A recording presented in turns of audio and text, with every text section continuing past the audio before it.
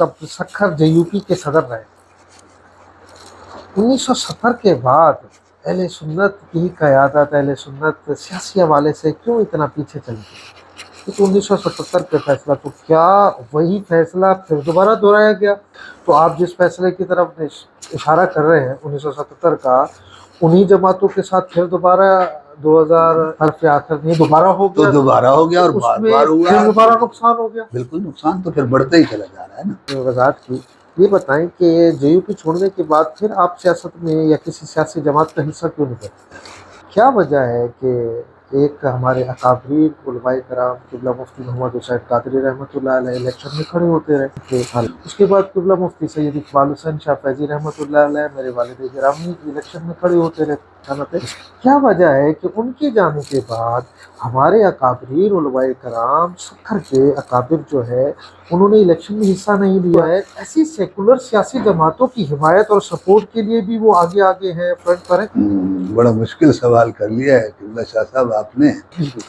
और मैं ये समझता हूँ कि अगर आप जैसी शख्सियात और हमारे और अकाबिर उलमाए कराम जो शहर के हैं अगर खुद फ्रंट पर आके इलेक्शन में हिस्सा लें, अगर हिस्सा नहीं भी ले सकते तो बच्चों की अगर सपोर्ट और हिमायत करेंगे ना, मुझे उम्मीद है कि अगर हम जीते या ना जीते अहले सुन्नत को इतना अच्छा वोट मिल सकता है कि हमारा कद सियासी तौर पर बड़ा बुलंद हो सकता है। क्या वजह है कि पाकिस्तान के जय्यद उलमा, जय्यद मशाइख सेकुलर सियासी जमातों के टिकट लेकर तो जीत जाते हैं और किसी अपनी सियासी अहले सुन्नत की जो जमातें हैं उनसे टिकट लेना वो पसंद नहीं करते या लेते नहीं हैं। दौरे हाजिर में अहले सुन्नत की सबसे बड़ी सियासी ताकत किसको समझते हैं? तो उसको कहते हैं कि आपके पास स्ट्रीट पावर है, आपके पास लोग मौजूद हैं, आपको वोट पड़ रहा है, आपके नुमाइंदे खड़े हो रहे हैं, आप हर जगह आपकी आवाज़ बुलंद हो रही है, आप सियासी ताकत हैं। आप जेयूपी के सरबराह अगर खड़े हुए तो कितने वोट लिए?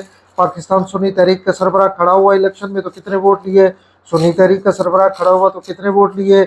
इसी तरह दूसरी जमातों के, तो उनके अगर वोट, असल तो वोट काउंट होता है ना, तो वो सखर के मुंतखब नुमाइंदों को जो है जिस भी पार्टी से, आप क्या उनकी कारकर्दगी से मुतमईन है? यूनिवर्सिटी और दीनी मदारिस के तलबा में और उनकी तालीम में क्या फ़र्क देखते हैं? बड़े कीमती अल्फाज हैं हमारे लिए कि मदारिस के लिए 1 रुपया नहीं है और अरबों रुपया यूनिवर्सिटीज़ के लिए, कॉलेजेस के लिए। फिर हमारा अलमिया नहीं है या लम्हा फिक्रिया नहीं है कि फिर हमारे ही मदारिस जो है उन्हीं पार्टियों को सपोर्ट करें या उन्हीं को वोट दें?